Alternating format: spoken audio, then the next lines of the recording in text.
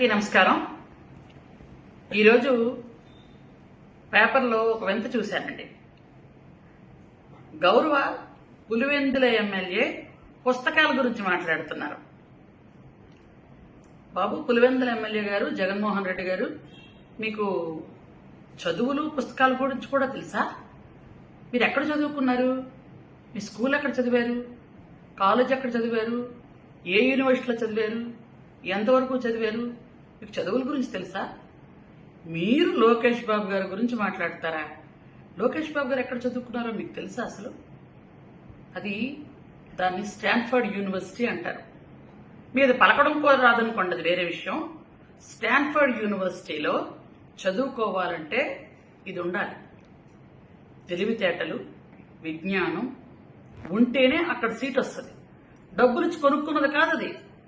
అక్కడ చదువుకొని వచ్చినటువంటి ఒక ఉన్నతమైన భావాలు ఉన్నటువంటి వ్యక్తి ఆయన తీసుకున్న నిర్ణయానికి మీరు మాట్లాడుతున్నారా? మీరు రాత్రిపూట ఆత్మలతో మాట్లాడి తీసుకున్న నిర్ణయాలు కాదు ఇవి.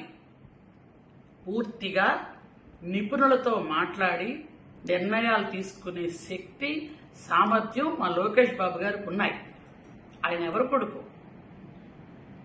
అసలు పని అంటే ఏమిటి, అభివృద్ధి అంటే ఏంటి, సంక్షేమం అంటే ఏంటి అని తెలిసినటువంటి చంద్రబాబు నాయుడు గారి అబ్బాయి.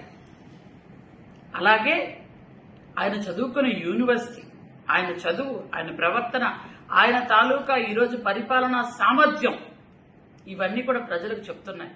మీరేమో పరిపాలన గురించి, చదువుల గురించి, సామర్థ్యాల గురించి మాట్లాడకండి. అందరికీ జోక్గా ఉంది. మీరేం చదువుకున్నారో మీకు తెలీదు, మాకు తెలీదు, ఎవరికీ తెలియదు. మీరేమో చదువు గురించి మాట్లాడుతున్నారు. అసలు సిబిఎస్ఈ సిలబస్, స్టేట్ సిలబస్ అంటే మీకు తెలుసా? అసలు స్టేట్ సిలబస్, సెంట్రల్ సిలబస్ అసలు తేడా తెలుసా మీకు?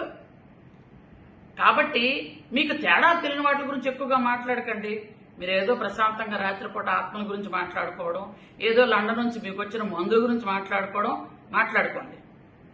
75,000 మంది పిల్లలు దాదాపుగా వాళ్ళ భవిష్యత్ ఏమిటా అని ఆలోచిస్తున్న సమయంలో వాళ్ళకి సిబిఎస్ఈ మీరు పెట్టారు. కానీ టీచర్లు ఉన్నారా? వాళ్ళకి తర్ఫీదు ఉందా? ట్రైనింగ్ ఇచ్చారా? వాళ్ళు అసలు ఏ విధంగా మీరు చేశారు? అందుకనే నిపుణులతో ఒక కమిటీ వేసి వాళ్లతో మాట్లాడి ఈ నిర్ణయాలు తీసుకున్నారు. వాళ్ళంతా 75,000 మందికి కూడా 75,000 మంది విద్యార్థులకు ఈ సంవత్సరం పరీక్షలు రాసే అవకాశం కల్పించారు ఆయన. కానీ మీరు ఏదో ఒకటి మాట్లాడతారు.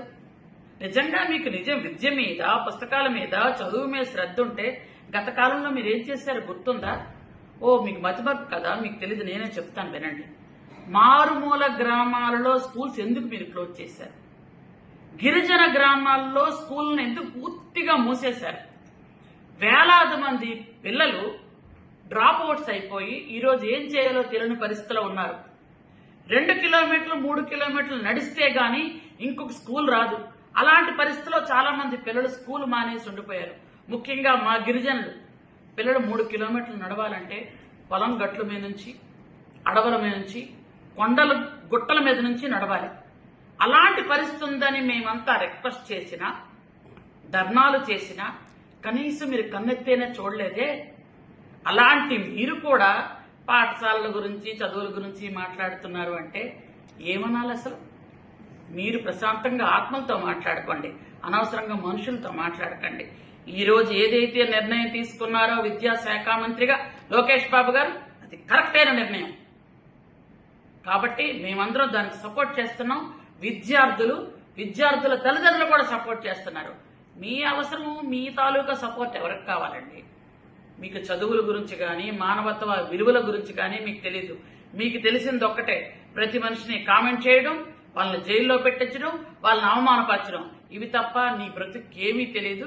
కాబట్టి మీ పేటీఎం బ్యాచ్లతో వాగించడం, ఇవి తప్ప నీకేం తెలియదు. కాబట్టి ఊరుకుంటే చాలా మంచిదని నేను తెలియజేస్తున్నాను. నీకు చదువుల మీద నిజంగా అంత శ్రద్ధ ఉంటే అన్ని స్కూల్స్ క్లోజ్ చేయవు. నీకు ఉపాధ్యాయుల్ని మద్యం షాపుల దగ్గర కాపలా పెట్టినప్పుడే నీకు ఉపాధ్యాయుల మీద ఎంత శ్రద్ధ ఉందో అందరికీ తెలిసింది. ఆ తర్వాత ఉపాధ్యాయుల్ని టాయిలెట్లు క్లీన్ చేయమని, టాయిలెట్లు ఫోటోలు పెట్టమని వాళ్ళ నానాహింస పెట్టావు. అప్పుడే నీకు ఉపాధ్యాయుల మీద ఎంత గౌరవం ఉందో అందరికీ తెలుసు. టీచర్లని ఈ విధంగా హింసించావు, స్కూల్స్ క్లోజ్ చేసి పిల్లల్ని ఈ విధంగా హింసించావు. నువ్వేమో చదువుల గురించి, టీచర్ల గురించి, విద్యార్థుల గురించి మాట్లాడుతున్నావే. అసలు నీకు చదువు మీద శ్రద్ధ గాని, అసలు నువ్వు ఫస్ట్ క్లాస్ స్టూడెంటే కదా, నీకు అందరూ చెప్పాలా చెప్పు. ఎందుకంటే ఎప్పుడు ఖాళీ ఉంటే అప్పుడు ఒక వీడియో తీసి బయట పెట్టే పరిస్థితి ఎప్పుడు తెచ్చుకోకు. నువ్వు నిజంగా నిబద్ధత ఉంటే బుద్ధి జ్ఞానంతో ప్రవర్తించాలో ఆలోచించుకొని మెలిగితే చాలా మంచిది. Thank you.